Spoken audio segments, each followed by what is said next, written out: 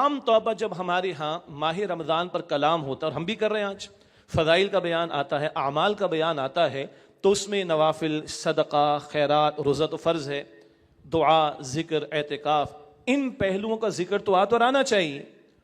لیکن ایک بہت بڑا پہلو بھی رسول اللہ کے دور کے رمضان میں نظر آتا ہے ہمیں صلی اللہ علیہ وسلم، وہ نگاہوں سے اوجھل ہے، اور وہ کیا ہے؟ 2 ہجری میں روزوں کی فرضیت آئی،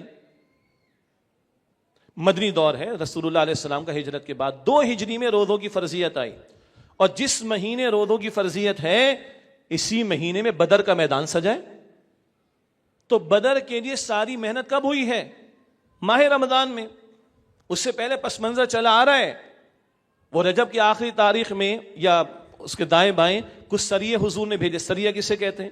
جو صحابہ کرام میں سے کسی کو آپ نے ذمہ دار بنا کر، امیر بنا کر بھیجا ہو۔ غزوات بھی ہیں، بدر سے پہلے سرایا بھی ہیں، اور وہ تسلسل چلا آ رہا ہے، تفصیل کا موقع نہیں ہے۔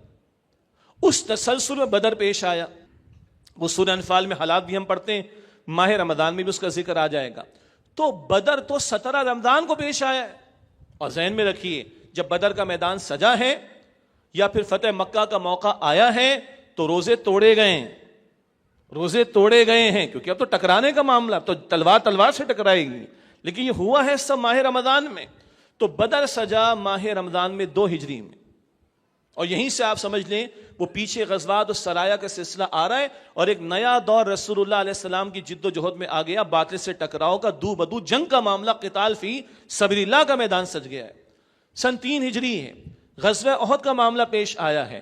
غزوہ احد کب سجا ہے؟ شوال کے بالکل شروع میں، اور غزوہ احد سجا ہے اس لیے کہ کفار تو انتقامی جذبات کے ساتھ آئے بدر کی شکست کے بعد، تو پورا سال انہوں نے تیاری کی ہے، تو جسٹ شوال میں وہ آ تھوڑی گئے ہوں گے، مسلسل پورا سال بدر کے بعد انہوں نے محنت کی۔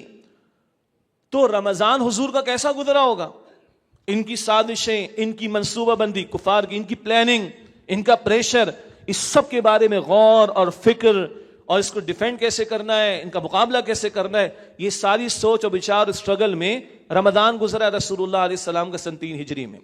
4 ہجری میں بھی رمضان، اور اس کے دائیں بائیں حضور علیہ السلام نے سرایا بھیجے ہیں، صحابہ کرام کو مختلف علاقوں مہمات پر بھیجا ہے۔ 5 ہجری مشہور ہے غزوہ احزاب، غزوہ خندق، بیٹل آف ٹرنچز جسے ہم کہتے ہیں۔ غزوہ احزاب شوال میں ہوا ہے، خندقیں کب کھودی گئی ہیں؟ رمضان کے مہینے میں۔ بڑی انٹرسٹنگ بات ہے، شوال 5 ہجری میں غزوہ احزاب ہوا ہے، خندقیں رمضان میں کھودی گئی ہیں۔ تو یہ رمضان بھی حضور کا اس جد و جہد کے دوران عملاً شریک ہو کر، صحابہ مشقتیں جھیلتے ہیں، حضور مشقت جھیلتے ہیں صلی اللہ علیہ وسلم۔ صحابہ نے خندقیں کھودی، حضور نے خندقیں کھودی صلی اللہ علیہ وسلم۔ صحابہ کرام نے بھوک اور مشقت برداشت کی، حضور نے برداشت کی صلی اللہ علیہ وسلم۔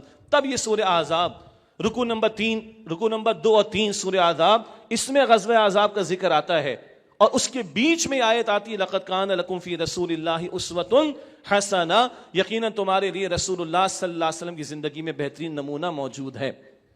سن 6 اور 7 کے رمضان کے حوالے سے بھی، بس وہ 6 ہجری میں صلح حدیبیہ ہوئی، اس کے بعد پھر جو رمضان آیا وہ تھوڑا کچھ سکون کا معاملہ رہا، لیکن یہ معاملات چل رہے ہیں۔ 8 ہجری فتح مکہ، فتح مکہ کس مہینے میں ہوئی؟ رمضان کے مہینے میں ہوئی۔ تو حضور کے دور کے رمضان کا یہ پہلو ہماری نگاہوں سے اوجھل۔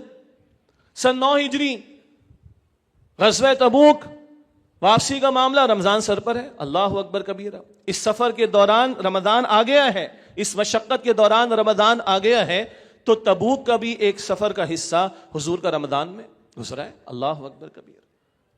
یہ وہ پہلو ہیں، یہ وہ مشقتوں والا پہلو، یہ غلبہ دین کی جد و جہد، یہ نفاذ دین کی جد و جہد، یہ باطل سے ٹکراؤ کا معاملہ، یہ جان و مال کو کھپانا، یہ جان راہ خدا میں قربان کرنا، رمضان تو رسول اللہ صلی اللہ علیہ وسلم کے دور کا بھرا ہوا ہے اس سے، اور یہ شے آج ہماری نگاہوں سے اوجھل۔ تبھی میں نے شروع میں کہا تھا رمضان تو ایک مجاہدانہ تربیت پیدا کرتا ہے بندے کے اندر، تربیت کرتا ہے بندے کی۔